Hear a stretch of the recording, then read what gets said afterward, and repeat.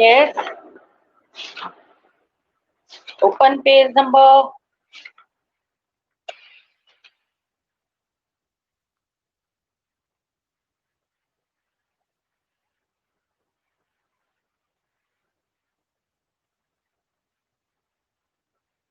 Page number 41.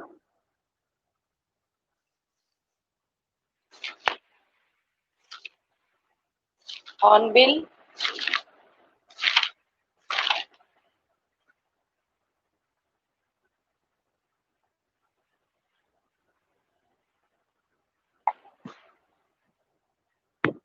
The Voice of the Rain. Today we'll read this poem. Page number 41. It is written by Walt Whitman, was a famous poet,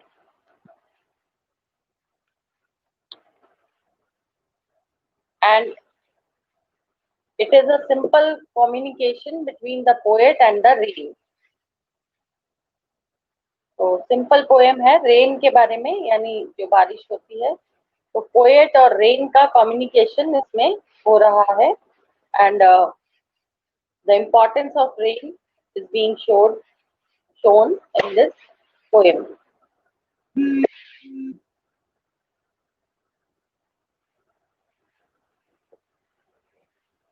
The voice of the rain. And who art thou, said I to the soft falling shower, which, strange to tell, gave me an answer as here translated. Now there are two voices in this poem, as it is the communication between the poet and the rain. So first of all, the poet is asking the rain, who art thou? यानी कि who are you? तुम कौन हो? Said I to the soft falling shower. जो धीरे धीरे जो drizzling हो रही है, बारिश हो रही है. The poet is asking to that shower, who are thou? Who are you? Which strange to tell. तो यहाँ पर पर्सोनिफिकेशन किया गया है, यानी कि रेन को हम एक पर्सन के रूप में पोएट ने माना है. So that rain is answering to the poet, I am the poem of earth, said the voice of the rain. The rain answered that it is the poem of the earth. Eternal I rise, impalpable, out of the land and the bottomless sea. Eternal means for a long time, every time, without ending. I rise, so rain rain is saying कि मैं, impalpable means which cannot be seen or touched, तो vapour के रूप में, water vapour बनकर के जो water है लैंड एरिया का, और बॉटमलेस सी यानी समुद्र से जिसका बॉटम भी हमें पता नहीं है, यानी कि विशाल समुद्र. तो वहां से मैं वाटर वेपर बनकर के कंटिन्यूअसली ऊपर उठता रहता हूँ. एटर्नल आई राइज का मतलब continuously I am rising above the land in the form of water vapor. Upward to heaven, whence vaguely formed, altogether changed and yet the same. And where does the rain rise? Upward towards the heaven, यानी कि ऊपर की तरफ मैं continuously water vapour के रूप में उड़ता रहता हूँ, उठता रहता हूँ. और whence यानी जहां, वेगली फॉर्म्ड जहां पर जाकर के मैं वाटर ड्रॉपलेट्स में चेंज हो जाता हूँ, एंड कंडेंस होकर के it becomes, it takes the form of clouds. तो वहां पर ये वाटर वेपर ऊपर जाकर के बादलों के रूप में बदल जाता है. All together change and yet the same. Form change हो जाती है लेकिन जो वाटर की क्वालिटी है वो सेम रहती है, यानी कि छोटी छोटी वाटर ड्रॉपलेट्स जो होती हैं, छोटी छोटी पानी की बूंदें मिलकर के बादल बनाती हैं. I descend to lave the drops, atomies, dust layers of the globe. और उसके बाद मैं फिर से नीचे आ जाता हूँ. Descend means to come down. To lave, lave means to wash. और ड्रॉट प्रोन एरियाज यानी कि जहां जहां भी सूखा पड़ा हुआ है वहां मैं फिर से पानी पहुंचाता हूँ। एटॉमीज यानी कि टाइनी पार्टिकल्स, तो जितने भी छोटी छोटी चीजें हैं टाइनी पार्टिकल्स हैं, डस्ट है, डस्ट लेयर्स हैं, इस globe, globe means the whole earth, तो उन सबको मैं वापस धो देता हूँ, यानी I just wash them away. And all that in them without me were seeds only, latent, unborn. और अगर रेन नहीं होता तो rain is expressing its importance, कि अगर मैं नहीं होता, मेरे बिना जो सीड्स हैं वो सीड्स ही रह जाएंगे छुपे हुए। लेटेंट मीन्स हिडन, अनबॉर्न यानी कि the seeds will never change into the plants. जो बीज हैं उनसे पौधे कभी भी नहीं निकलेंगे if the rain is not available. And forever by day and night I give back life to my own origin. और हमेशा यानी कंटिन्यूअसली, फॉरएवर, लगातार, I give back life to my own origin. तो ओन ओरिजिन क्या है? Land, यानी कि पृथ्वी से ही पानी जो है वो भाप बन करके ऊपर उठता है, and finally it comes back to the earth completing its cycle. Water cycle को कंप्लीट करते हुए तो वापस आकर के मैं अपने ओरिजिन तक लौट आता हूँ, यानी वापस वहीं आ जाता हूँ जहां से मैं मेरा जन्म हुआ था। और again the water is essential for life, तो I give back life to my own origin, यानी इस अर्थ को दोबारा लाइफ देता हूँ कंटिन्यूअसली। यहीं से ओन ओरिजिन यानी कि यहीं से वाटर वेपर के रूप में मैं ऊपर उठा, ऊपर जाकर के मेरा फॉर्म चेंज हो गया। I turn, the water vapour turn into the clouds, and then again वहां पर कंडेंसेशन होता है और फिर से बारिश होती है, यानी कि वो जो पानी की बूंदें हैं वो इकट्ठी होकर के बड़ी बन करके वापस से इस अर्थ पर आ जाती हैं। तो thus completing a cycle and make pure and beautify it। और सबको, the rain just washes away everything, every dirt particles, dust particles, atomies यानी कि tiny particles, ड्रॉट्स सूखे को खत्म करता है, बीज जो है उनको प्लांट बनने में हेल्प करता है, and so it just makes the earth pure and beautiful. For song issuing from its birthplace after fulfillment, wandering, ragged or unragged, duly with love returns. जैसे कि now the poet is again comparing the rain with a song। जैसे कि किसी singer के दिल से कोई song निकलता है, it is created by him, तो उसके हार्ट से, उसके दिल से वो गीत, वो सॉन्ग निकलता है, और उसके बाद लोग उसको सुनते हैं, यानी कि वो लोगों तक पहुंचता है। रैग्ड और अनरैग्ड का मतलब है चाहे लोग इसकी परवाह करें या नहीं करें, इसकी केयर करें या नहीं करें, मतलब लोग इसको पसंद करें या नहीं करें, it duly with love returns, it returns back to the singer, क्योंकि उसका गीत हमेशा उसका ही रहेगा। तो जैसे कि एक सिंगर एक सॉन्ग को क्रिएट करता है, गाता है, वो लोगों तक पहुंचता है, and it comes back to the singer again. So in the same way, the rain arises in the form of the water arises in the form of water vapor towards the heaven. That means where it is condensed and takes the form of clouds. Again, it comes back to the form earth in the form of rain. So it was a simple poem. Have you understood?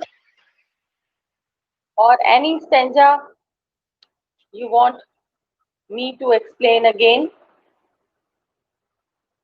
Answer me.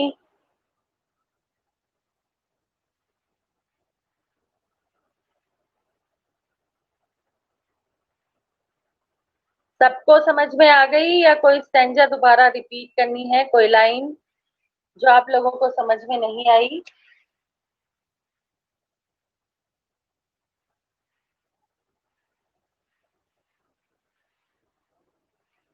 Yes Dikshita, second line, which strange to tell, this one, which strange to tell gave me an answer as here translated। strange to tell का मतलब है poet ने rain से पूछा who are you in the first line and who art thou, that means who are you। to the soft falling shower means rain which is drizzling, and which strange to tell, तो बदले में rain ने उसको answer दिया। तो strange to tell का मतलब है रेन जो है it is a non living thing, but poet ने उसको पर्सोनिफाई कर दिया, यानी एक पर्सन के रूप में उसको समझ लिया, और रेन ने पोएट को आंसर दिया जो कि इन बाकी की लाइंस में दिया गया है। That the rain answer that it is the poem of earth, यानी कि ये पृथ्वी की कविता है। Said the voice of the rain. And Sumit, upward to heaven, upward to heaven whence vaguely formed, altogether changed and yet the same। तो eternal I rise का मतलब हो गया कि eternal means हमेशा के लिए, forever, लगातार, जो कभी स्टॉप नहीं होता। तो ये जो वाटर साइकिल है ये कंटिन्यूअसली चलता रहता है। एटर्नल आई राइज में का मतलब है कि हमेशा मैं ऊपर उठता रहता हूँ। जितना भी लैंड एरिया पर वाटर है, जितना भी बॉटमलेस सी यानी कि विशाल समुद्र, ओशंस में, सीज में जो भी वाटर है, continuously it is rising upwards in the form of water vapour due to the heat of, वो पानी भाप बन करके ऊपर उठता रहता है। इम्पाल्पेबल यानी कि वो जो वाटर वेपर है वो ना हमें नजर आता है ना ही हम उसको छू सकते हैं। Impalpable means something that can not be touch.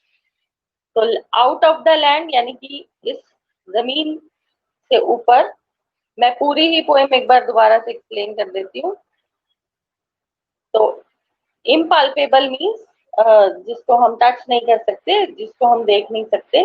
तो continuously this water vapour is rising out of the land and the bottomless sea। Then what happens? You must have read it in science, water cycle के बारे में। तो कहाँ जाता है वो? upward to heaven, that means towards the sky। और ऊपर जाकर के वो vaguely formed, altogether changed and yet the same। उसकी कोई पर्टिकुलर शेप, कोई पर्टिकुलर फॉर्म नहीं होती है। ये जो वाटर वेपर की जो छोटी छोटी ड्रॉपलेट्स हैं ये कंडेंस होकर के they take the form of the cloud. छोटी छोटी बूंदें मिलकर के क्या बनती है? बादल। So all together change. तो वेपर का जो फॉर्म है, वाटर का जो फॉर्म है वो क्लाउड्स में बदल गया। छोटी छोटी बूंदें मिलकर के बादल बन गई। तो फॉर्म बदल गया लेकिन जो वाटर है वो वाटर ही रहेगा। वो छोटी ड्रॉपलेट्स इकट्ठी होकर के मिल करके देख, I descend to lave the drops. तो कहाँ जब वो इकट्ठी हो जाती हैं, भारी हो जाती है, तो these droplets come back to the earth in the form of rain। दोबारा से ये जो बूंदे हैं ये इकट्ठी होकर के बड़ी बड़ी ड्रॉपलेट्स में बदल जाती हैं, जो कि वापस पृथ्वी तक, वापस अर्थ तक आ जाती हैं बारिश के रूप में। So this is said upward to heaven, यानी कि ऊपर की तरफ वाटर वेपर उठता है, जहां वेगली फॉर्म यानी कि क्लाउड्स के रूप में ये बदल जाता है। ऑल टुगेदर चेंज, इसकी फॉर्म बदल जाती है लेकिन पानी फिर भी सिमिलर ही रहता है। I descend to lave the droughts, descend means वापस फिर ये अर्थ तक आता है। Lave means to wash, to bath, नहलाने के लिए, इस पृथ्वी को पूरा वॉश आउट करने के लिए। सब कुछ धुला धुला नजर आता है जब भी बारिश होती है। तो ड्रॉट्स यानी कि ड्रॉट प्रोन एरियाज, जहां भी सूखा पड़ा हुआ है उसको भिगो देता है, वहां तक पानी पहुंचाता है। एटॉमीज यानी कि जो छोटे छोटे पार्टिकल्स हैं, डस्ट लेयर्स सारी साफ हो जाती है, जितनी भी मिट्टी है वो सब वॉश आउट हो जाती है। तो सबको ये एक बार साफ कर देता है, धो देता है। And all that in them without me were seeds only, latent, unborn.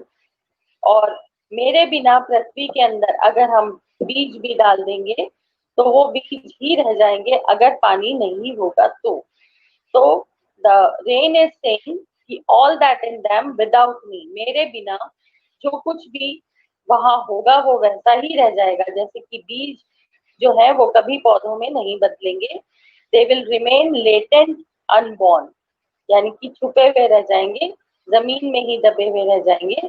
और अनबॉर्न यानी कि उनसे जो प्लांट्स का, सैपलिंग्स का जन्म होता है वो नहीं होगा। That means that seeds will not turn into the plants और द सैपलिंग्स और द प्लांट्स जब तक कि पानी नहीं होगा। यानी रेन वाटर जब उनको मिलता है तो चारों तरफ हरियाली हो जाती है, जो बीज है वो पौधों में बदल जाते हैं। And forever by day and night I give back life to my own origin. तो own origin यानी जहां से वो पैदा हुआ था। तो वाटर वेपर कहाँ से स्टार्ट हुआ था? इस अर्थ से। And it comes back to the earth to give life to the earth. Is it clear? And make pure and beautify it. तो इसको शुद्ध कर देता है और सुंदर बना देता है। As you know, in the rainy season everything looks very beautiful, greenery is surrounded all around,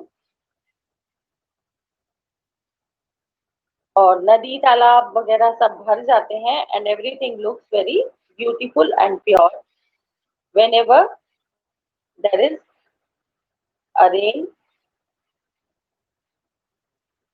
For song issuing from its birthplace, इसको ब्रैकेट में दे रखा है क्योंकि अब ये जो रेन ने अपने आप को पोएम ऑफ अर्थ बताया था, और यहाँ पर जो पोएट है वो कहना चाह रहा है कि जैसे कि एक सिंगर है, एक कंपोजर है जो अपना गाना बनाता है, उस गाने को वो गा करके लोगों तक पहुंचाता है। तो where the song is originating, it is originating from the heart of the singer. तो वहां से वो निकलता है, वॉन्डरिंग यानी घूमना इधर उधर, कई लोगों तक पहुंचता है।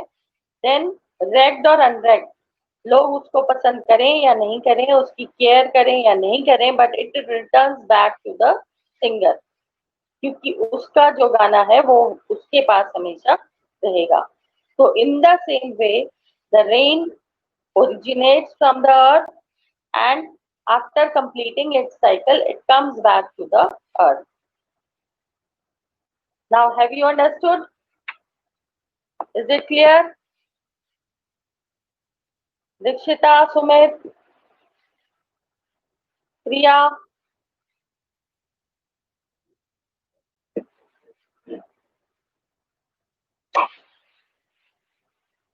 Is it clear now?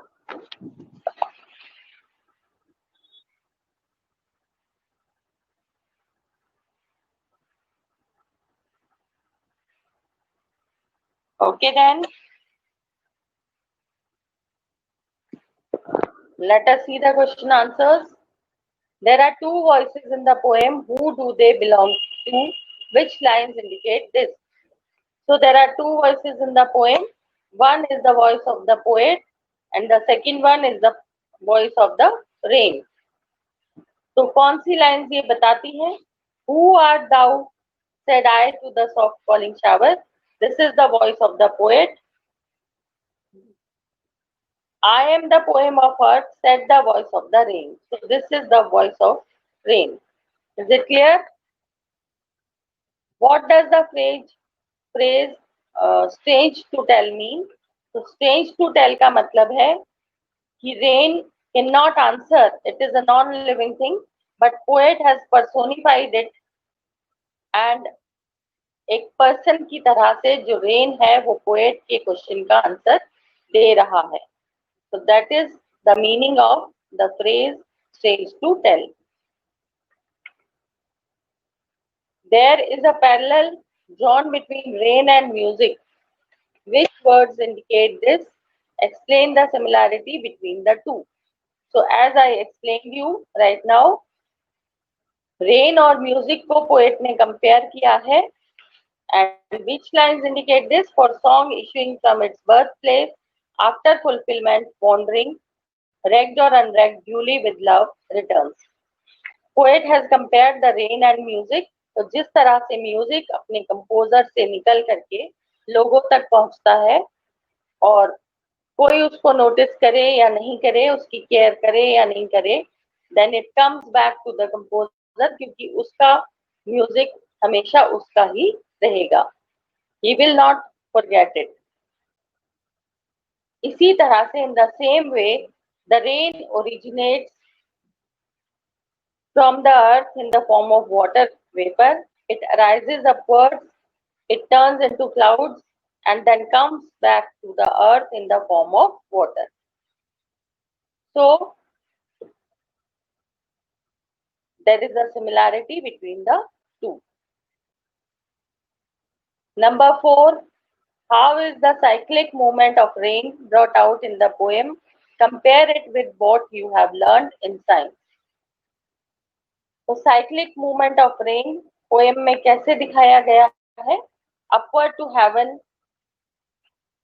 Sorry, eternal I rise, upward to heaven, यानी कि मैं यहाँ से कंटिन्यूअसली लैंड एरिया और बॉटमलेस सी से ऊपर की तरफ उठता रहता हूँ. आकाश तक पहुंच करके मेरा फॉर्म बदल जाता है. That means the rain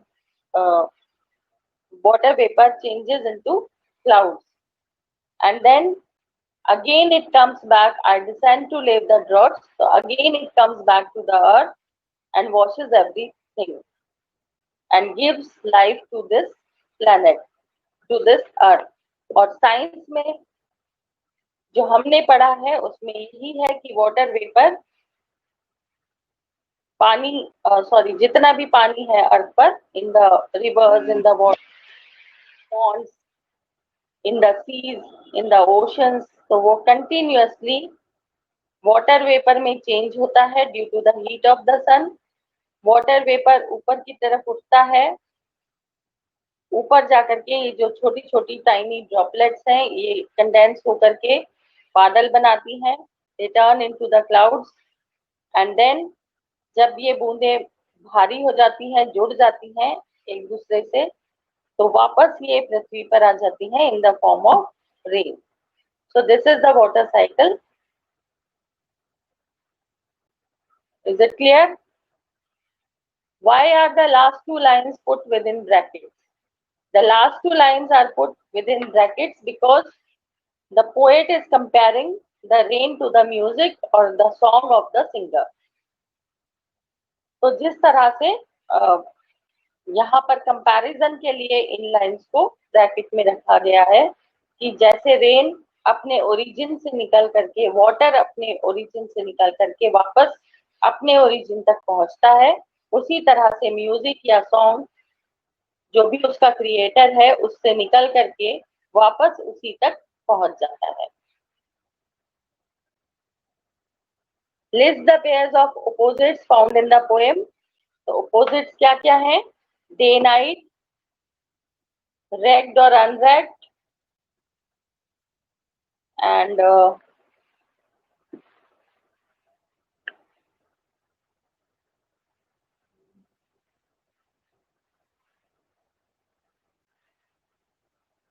rise and descend.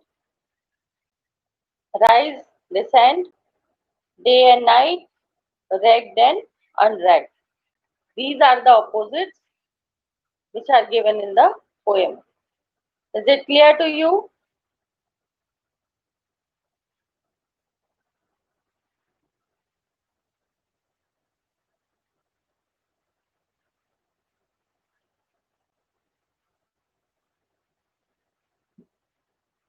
So you have to do only these 6 questions in this poem.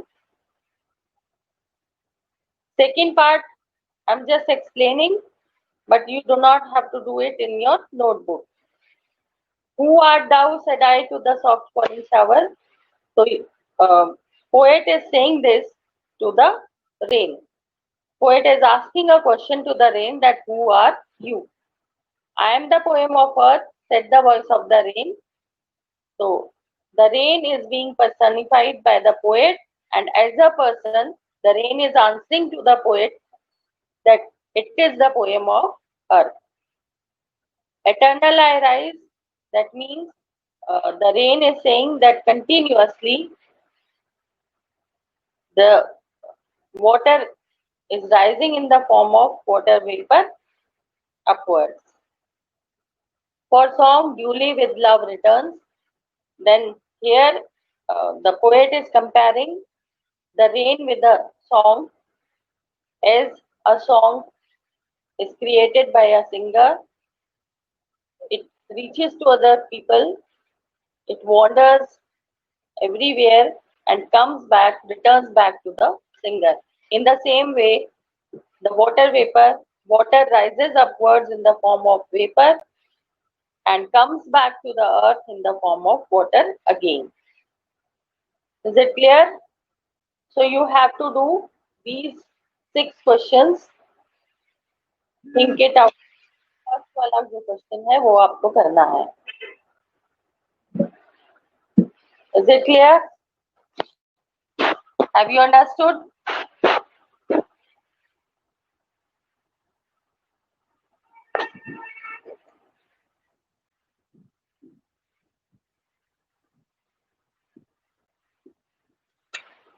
Yes, what are you asking?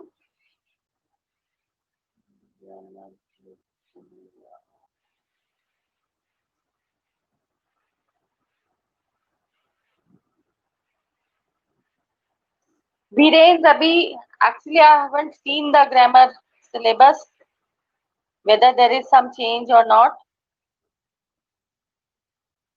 अभी मैं एक बार देख लेती हूँ क्या है इस बार आपके सिलेबस में और ग्रामर है भी या नहीं, बिकॉज आपका सिलेबस इस साल चेंज हुआ है, बुक्स चेंज हुई हैं. तो just wait, I tell you about this. एक बार मैं पहले मालूम कर लेती हूँ, फिर मैं तुम्हें बताऊंगी. तब तक अभी ग्रामर की बुक नहीं लेनी है.